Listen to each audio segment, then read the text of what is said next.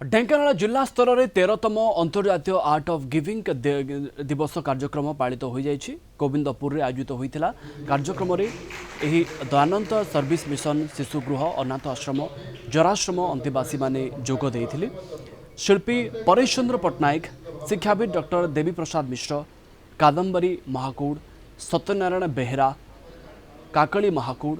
स्मृतिरंजन नायक, संजय कुमार बेहेरा प्रमुख मंचासीन होई art of giving संपर्क में आलोचना करने सहित किट किस प्रतिष्ठाता डॉक्टर अच्युत सामंत को एभली कार्यक्रम पर साधुवाद जणाइथिले।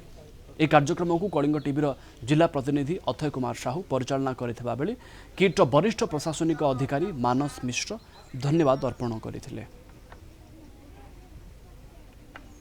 डॉक्टर अच्युत सामंतर जो आर्ट ऑफ गिविंग बा देवार जो कला जहाँकि जीवन गोटे अंग एवं जीवन गोटे दर्शन एवं यही वर्षर विषय अच्छी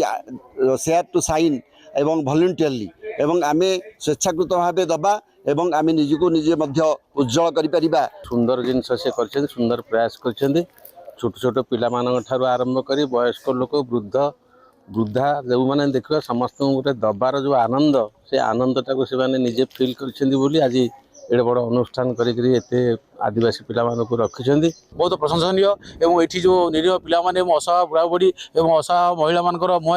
आर्ट ऑफ गिविंग कला जो प्रयोग कर पिला खुशी मौसम खुशी बुझाऊँ तथार्थ यह एक सहयोग पदक्षेप से अनुष्ठान तरफ अनेक साधुवाद धन्यवाद।